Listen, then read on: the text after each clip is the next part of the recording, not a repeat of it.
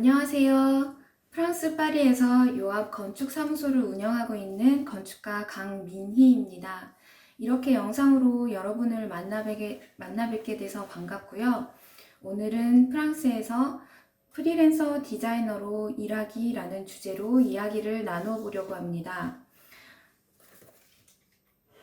우선 제 소개를 간략하게 드릴게요. 저는 2005년 고려대학교를 졸업했습니다. 전공은 건축공학과로 공순이 출신이고요.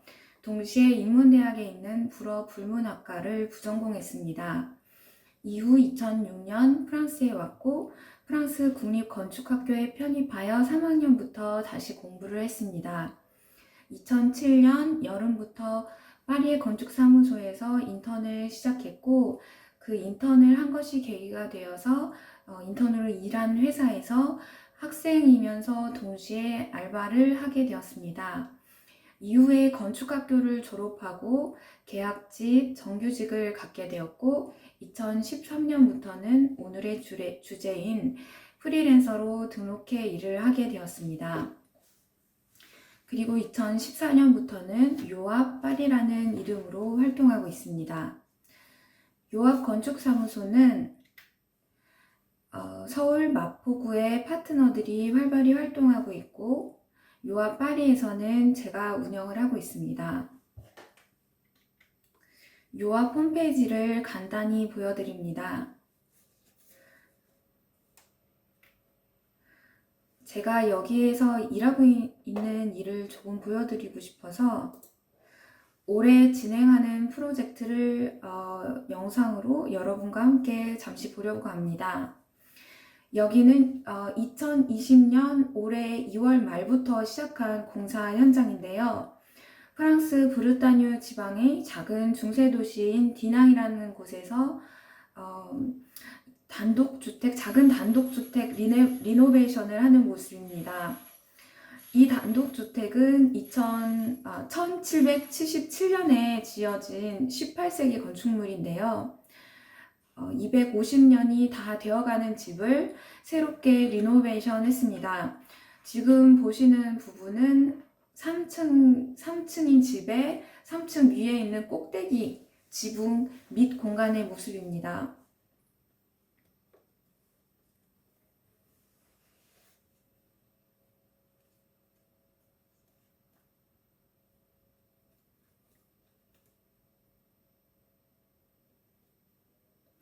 브르타뉴는 프랑스 북쪽 영국에서 가까운 비가 많이 오는 지역인데요. 보시다시피 날씨가 좋지 않습니다. 사무실에 있는 제 모습입니다. 공교롭게 2월 말에 시작한 공사로 파리에서 디낭에 가 있다가 코로나 사태로 락다운이 되면서 불가피하게 3개월이 넘는 시간 동안 디낭에 머무르게 되었습니다. 이렇게 고립되어 있는 동안에 만들어 두었던 영상입니다. 제가 하고 있는 일을 현장감 있게 전달하고 싶어서 만든 영상인데 어떻게 보실지 궁금하네요.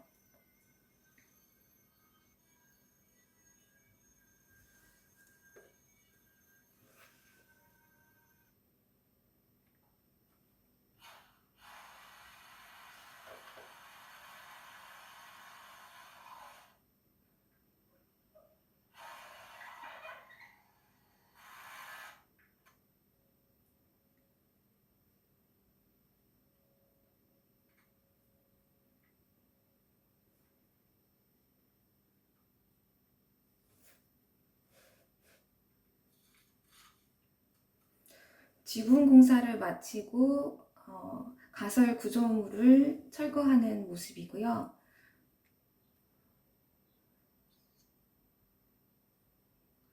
굴뚝 공사를 마치고 작은 정원 공사를 하는 중입니다.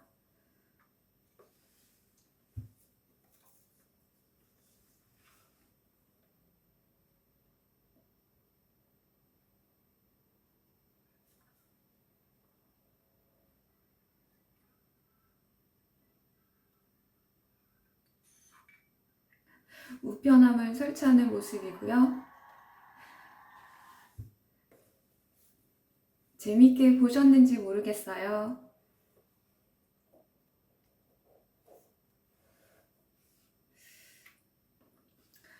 본격적으로 프리랜서란 무엇인지, 일을 찾을 때 지원하는 방법에는 어떤 방식이 있는지, 이력서와 포트폴리오를 준비하고 보내는 방법, 그리고 이력서와 포트폴리오가 잘 통과되어서 인터뷰를 하게 될 때 그때 중요한 점을 간단하게 이야기해 보려고 합니다. 프리랜서란 프랑스에서 개인 사업자와 같습니다. 가장 간단한, 가장 작은 규모의 회사라고 할 수 있습니다. 불어로는 오토 엉트르프너러 또는 미크로 엉트르프너라고 합니다. 말 그대로 오토, 내가 스스로 회사라는 뜻입니다. 바로 내 몸이 회사 그 자체가 되는 것입니다. 미크로 엉트르프너도 마찬가지로 내가 혼자 회사인 최소 단위의 가장 작은 회사를 뜻합니다.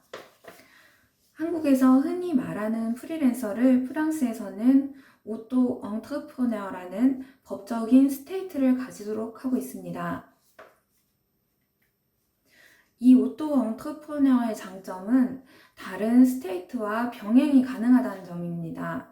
예를 들어 내가 학생인 경우 우리나라식으로 말하면 아르바이트를 할 때 우리는 오토 엉트르프너를 등록해서 프랑스에서 일을 해야 합니다. 오토 엉트르프너를 등록하는 것은 개인 사업자 등록을 하는 것과 마찬가지입니다. 내가 학생인 동시에 일을 해서 소득을 만들 수 있습니다. 내가 직장인인 경우에 계약직이거나 정규직이거나 상관없이 회사에 방해가 되지 않는 범위 안에서 내가 따로 주말에 저녁에 다른 회사로부터 미션을 받아서 일을 받아서 수행할 수가 있습니다. 내가 실업자이거나 공무원이거나 등등 다른 스테이트인 경우에도 오토 엉트르프너는 병행이 가능합니다. 두 번째로 행정적으로 등록이 간편하며 자본금이 전혀 필요하지 않습니다. 등록은 인터넷 사이트 상으로 간단하게 등록할 수 있고 등록을 마치면 내 개인 사업자 등록증과 그 개인 사업자 등록 번호를 받을 수 있습니다. 그리고 세 번째로 중요한 점은 처음 일을 시작하거나 처음으로 회사를 만드는 디자이너에게 회계 업무가 간소화되어 있고 세금이 적다는 점인데 이것도 아주 큰 장점이라고 할 수 있습니다. 더욱이 현재 프랑스 대통령인 마크로 대통령은 고용 시장의 유동화를 위해서 전통적으로 정규직을 장려하던 정책을 대신에 이 오토 엉트르프너를 장려하는 정책을 쓰고 있습니다. 오토 엉트르프너의 세 가지 카테고리가 있는데 간단하게 말씀드릴게요. 첫째로 코메시얼, 물건을 사고 파는 상업적인 행위를 통해서 소득을 얻는 경우 오토 엉트르프너의 스테이트를 통해서 내 소득을 신고하고 세금을 낼 수 있습니다. 공간을 렌트해서 소득을 얻는 경우에도 마찬가지로 적용할 수 있습니다. 둘째로 악티자날은 장인의라는 뜻인데요. 예를 들어 내가 보석 액세서리를 만들거나 예를 들어 팔찌, 반지, 목걸이 등을 만들어서 팔거나 가구, 소품, 의상, 모자 같은 장인적인 작업을 통해서 물건을 만들어서 파는 경우 발생하는 수익을 오토 엉트르프너의 스테이트를 통해서 신고하고 세금을 내게 됩니다. 세 번째로 리베랄, 많은 디자이너, 건축가에 해당하는 경우입니다. 교육 서비스라든지 코칭이라든지 컨설팅이라든지 설계, 디자인 등의 서비스를 제공하고 얻게 되는 수익을 얻게 되는 디자인 등의 서비스를 제공하고 얻게 되는 수익을 신고하고 그의 신고한 수익에 해당하는 세금을 내면 됩니다. 지금까지 오토 엉터프러너의 장점에 대해 알아봤습니다. 이 스테이트는 회사의 규모가 아주 작기 때문에 받게 되는 여러 혜택이 있습니다. 따라서 규모가 일정 규모 이상으로 커지게 되면 더 이상 오토 엉터프러너에 해당하지 않으며, 그 경우에는 정상 회사를 설립하고 보통 회사가 져야 하는 권한과 의무를 다해야 합니다. 따라서 오토 엉터프러너의 연매출 한도액이 매우 중요합니다. 그런데 이 연매출 한도액은 매해 변환이 주의 바랍니다. 2020년의 경우 첫째로 물건을 사서 되파는 경우 17만 6천 유로, 둘째로 공간을 대여하는 경우 17만 6천 유로, 셋째로 물건을 만들어 파는 경우 7만 2,500유로, 넷째로 서비스를 제공하는 경우 7,200유로입니다. 내가 서비스를 제공하는 경우 이 오토 엉터프러너로 얻게 되는 연수입이 72,500유로 이하여야 한다는 뜻입니다. 72,500유로는 한국 원화로 약 9,500만 원이 되기 때문에 내가 직장인이거나 학생이면서 프리랜서로 일을 하거나 또는 프리랜서만으로 일을 할 때 내가 내 새로운 브랜드를 처음 창업했을 경우에 이상적인 방식입니다.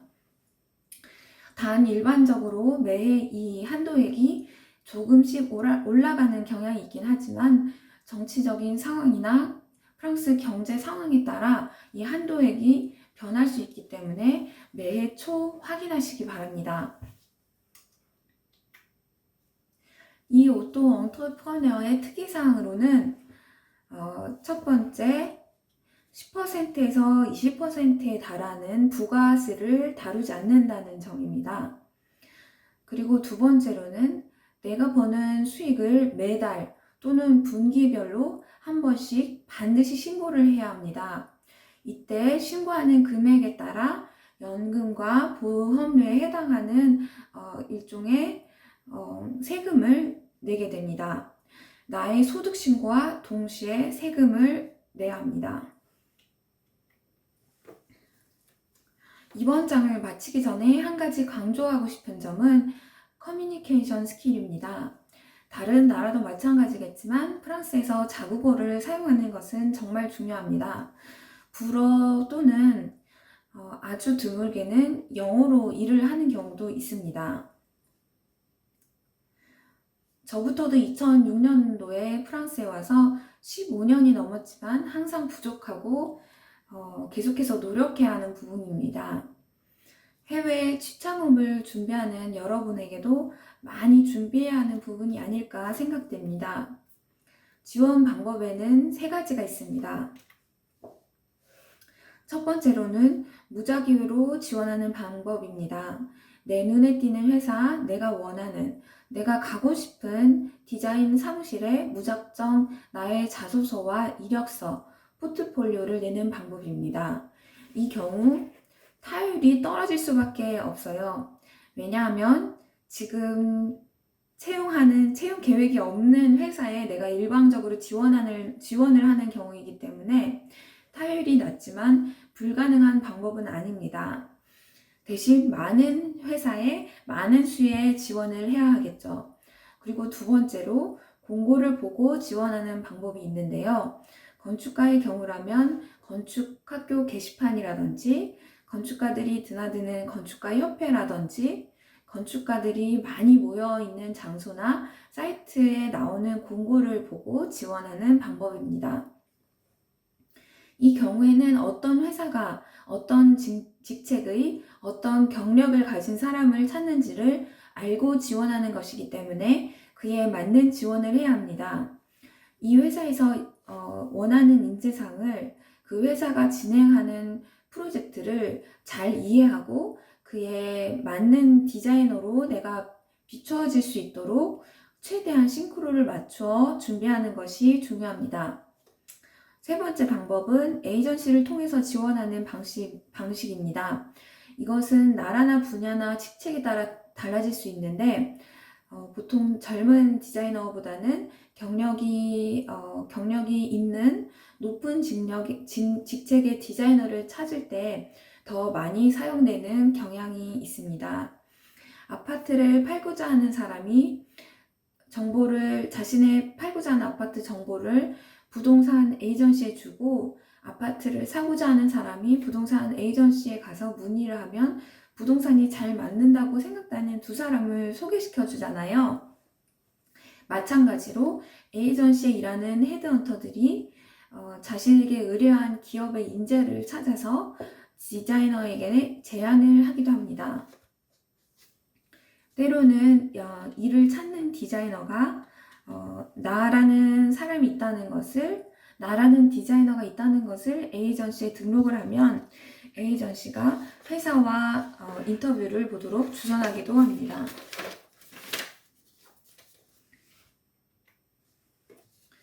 이력서의 경우 제가 중요하다고 생각하는 두 가지 점에 대해서 말씀드릴게요. 첫 번째는 한 페이지를 넘지 않는 분량이어야 합니다. 이상적인 이력서는 한 페이지로 간략하게 정리된 군더더기 없는 이력서입니다. 그것이 가장 효과적이기 때문인데요. 회사는 수백 개의 이력서를 받아본다는 점을 잊지 마세요. 물론 우리가 해온 많은 일들과 경력과 나의 잠재력을 한 페이지 안에 담는 것은 쉽지 않은 일입니다.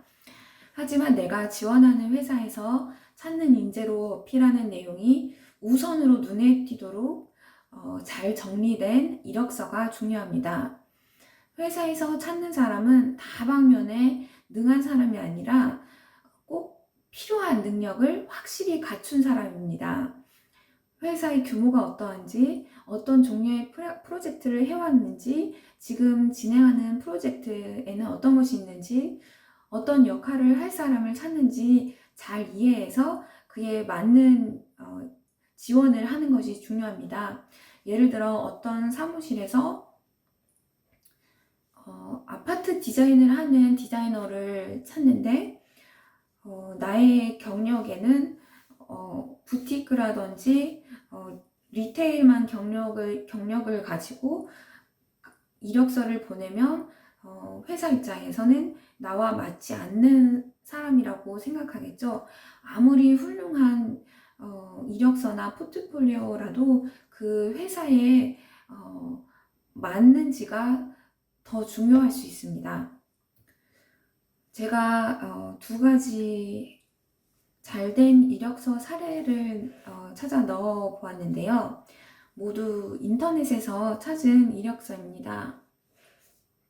이력서가 아주 간단하지만 꼭 전달해야 하는 내용을 임팩트 있게 잘 전달한다고 생각합니다. 이력서에 사진을 넣는 경우가 있는데 프랑스 특히 건축 이력서에서는 넣지 않는 것을 저는 개인적으로 추천합니다. 프랑스라는 나라에서는 여러 다양한 인종이나 그 오리진의 그 문제가 민감하기 때문에 물론 이름에서 어느 정도 드러나긴 하지만 그런 개인적인 정보를 많이 노출하지 않는 것이 좋습니다.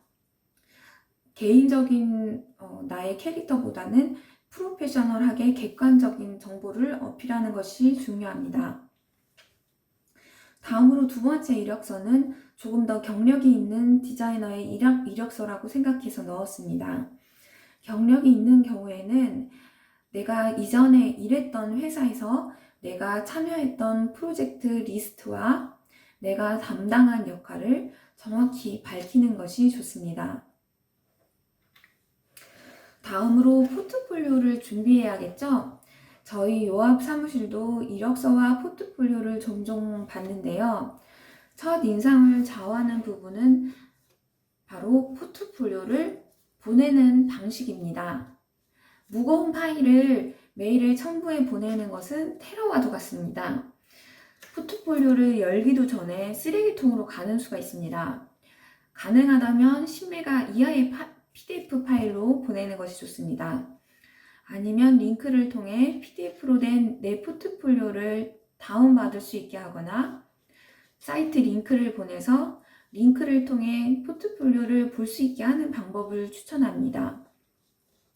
차후에 인터뷰를 보게 된다면 같이 포트폴리오를 보면서 이야기를 나누면 좋기 때문에 그때는 포트폴리오를 출력할 수도 있습니다. 하지만 요즘에는 아이패드나 노트북을 통해서도 얼마든지 나의 포트폴리오를 같이 보면서 이야기할 수 있기 때문에 가능하면 받는 사람의 메일함을 테러하지 않는 방식을 택하기 바랍니다. 포트폴리오는 훨씬 다양할 수 있고 개성을 살려 만들 수 있다고 생각합니다. 그래서 따로 예시를 넣지는 않았지만 이 프레젠테이션을 준비하는 과정에서 노트폴리오라고 하는 젊은 디자이너들이 포트폴리오를 공유하는 사이트를 알게 되었습니다. 다른 디자이너의 포트폴리오를 보면서 배울 점이 있으면 보고 응용하기 바랍니다.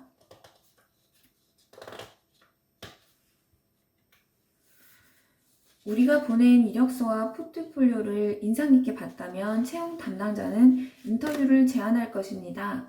여기까지 왔다면 우리는 70% 이상 왔다고 볼 수 있습니다. 인터뷰를 할 때 중요한 점은 나를 어필하되 내가 할 수 있는 것과 없는 것, 내가 가진 스킬과 가지지 못한 스킬을 정직하게 말하는 것입니다. 저희 경우에 첫 직장을 구할 때 지금 생각해보면 가장 힘들었습니다. 첫 직장에서 인터뷰할 당시에 알게 된 것이 그 직장에서 주로 사용하는 프로그램이 전혀 제가 모르는 프로그램이었습니다. 그래서 저는 이 프로그램은 전혀 모른다고 솔직하게 말을 하고 대신에 다른 종류의 여러 3D 프로그램을 내가 다룰 줄 알기 때문에 이 회사에서 현재 사용하고 있는 이 3D 프로그램도 2주 정도면 적응을 해서 사용할 수 있을 것이라고 어필을 했습니다. 비록 회사에서 쓰는 프로그램을 전혀 모름에도 불구하고 내가 잘 할 수 있다는 의욕을 보여줬기 때문에 이 점을 크게 봐주어서 저를 채용한 것 같습니다. 지금은 내가 능숙하지 않은 부분이 있을지라도 그것을 솔직히 인정하고 노력을 통해 일을 해낼 의지가 있다는 것을 보여줄 때 그 사람의 가능성을 보고 한번 믿고 맡겨보자 하는 마음을 먹게 만듭니다. 둘째로 동기라고 했는데 어떤 동기로 이 회사에 지원하게 되었는지 하는 부분도 있지만 무엇보다 방금 말씀드린 것처럼 내가 열심히 일을 할 의지가 있다. 내가 이 회사에 기여하고 싶고 노력하는 디자이너이고 이런 동기가 부여된 모습을 어필하는 것이 중요합니다. 무엇보다 프랑스는 수동적인 사람을 싫어합니다. 스스로 능동적으로 자체적으로 생각해서 움직이는 모습을 보여야 합니다.